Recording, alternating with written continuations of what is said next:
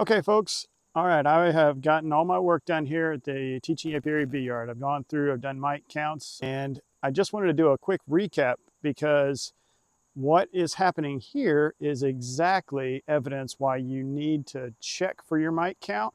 You cannot guess based on bee health. So let's start with a little bit of background here. So just to recap, these three hives in the back, these were all package bees, along with that tall hive on the right. These are all four hives started at exactly the same time from the exact same package bees. The hive on the left in the back corner, way back there, is making me focus on my finger. The one on the left, that was a nuke in the spring, about the same time, but obviously started with some 5 frames of comb and brood. And so if you remember what happened, the hive on the right has been catching a lot of drift. So those two hives have been stronger than these back 3 hives all summer. And it's just because they're kind of sharing bees. So that hive on the left went gangbusters, and then there were some bees drifting over and they got some extra resources. And as it stands right now, actually the one on the right side is a little bit stronger, has more bees just for whatever reason. So there's all kinds of things that have happened all summer long, through the spring and all summer, to kind of create a different situation for all these hives. And all of these hives started with a low mite count, 0s and 1s. So where we ended up with this first hive, that one was 5%. And then in this back row, we have between 3 and 5% mite counts. That's high. We need to do mite treatments for sure.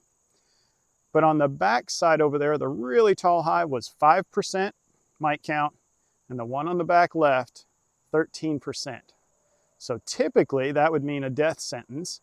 But I can tell you, so in that hive, it has the top deep box is almost completely slammed full of honey, tons of bees. The bottom is the brood chamber. They're full left to right. The queen, she's laying, but she's, kind of slowed down because she's got a full house, full family. And so the hive on the right side, jam-packed, even more bees. Matter of fact, I pulled 2 frames of brood out of that hive and put them in the middle hive here because this middle one was a little weaker. So I wanted to kind of recap this because if I had to guess, knowing that these hives all started in the same position basically in the spring, I would have guessed that this hive in the back, in the middle, that hive right there, the weakest hive, would have had the highest mite load, would have had the worst mites, would have had a higher virus load. I didn't see any evidence of brood disease or deformed wing virus, no evidence of any disease in any of these hives. I would have guessed that the tall hive on the back over there on the right side would have had, very low mites, and the same with the one on the left, super strong, would have had very low mites. And come to find out, it is like on the extreme part of the threshold. Now again, these bees have genetics for mite resistance, and so they are managing it way better than they could be. There's no sign of distress, but we need to get that knocked down. So when I did my Formic Pro treatment, I did treat these a little bit differently. I followed the label on all of them, but basically these 2 hives on the right and the left and the back, they got 2 strips with the foil on top. And this hive in the middle, I only put 1 strip there because they barely had 6 frames of bees. And so that's kind of the minimum threshold. So they got 1 strip with the foil on it.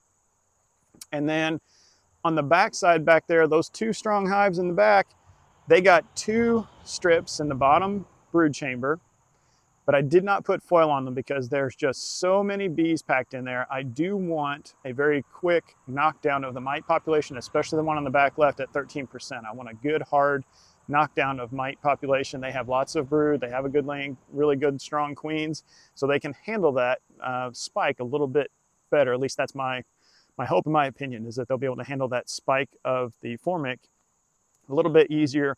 It will have a much harder knockdown of mites, and we start getting that under control. But this situation is exactly why you've got to check.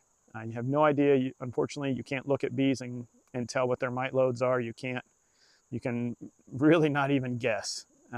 So just wanted to wrap it up. Gorgeous day today.